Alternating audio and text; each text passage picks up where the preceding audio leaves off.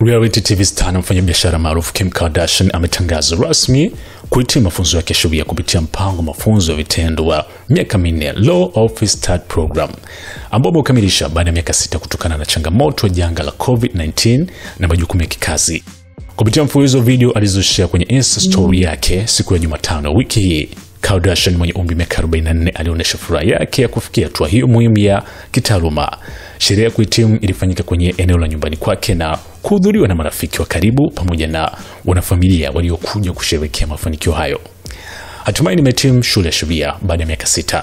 Aliandika kwenye video iliyomuonesha akivaa kofia ya kuhitimu huku akipokea pongezi jukwani.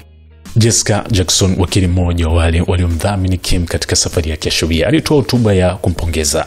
Miaka 6 iliyopita Kim Kardashian alijiunga na programu hii akiwa na hamu ya dhati ya kupigania haki. Hakutegemea midhara ya darasani wala mazingira ya kifahari ya chuo kikuu, bali alitumia bidii, ari na umaarufu wa saa za kujisomea sheria, alisema Jackson. Kwa kipindi hicho Kim alijitolea saa 18 kila wiki kwa wiki 48 kila mwaka, jumla ya saa 5184 za masomo ya sheria. Yote haya alifanya huku akilea watoto wake 4, kuendesha biashara, kushiriki kwenye vipindi vya television na ushiriki wa kazi za kutetea haki mahakamani. Katika tukio hilo Kim alionekana akipokea cheti cha kuhitimu akiwa ameambatana na watoto wake waliopanda naye jukwani wakimshangilia.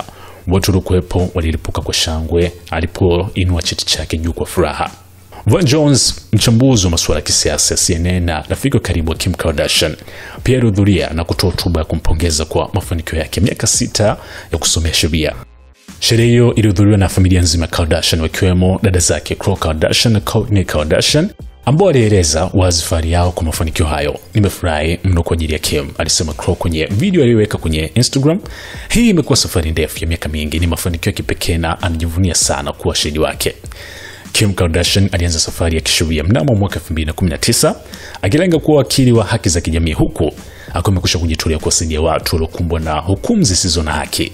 Mafanikio haya yanaongeza uzito kwenye juhudi zake za kuwa sauti ya mabadiliko katika mfumo wa sheria wa Marekani.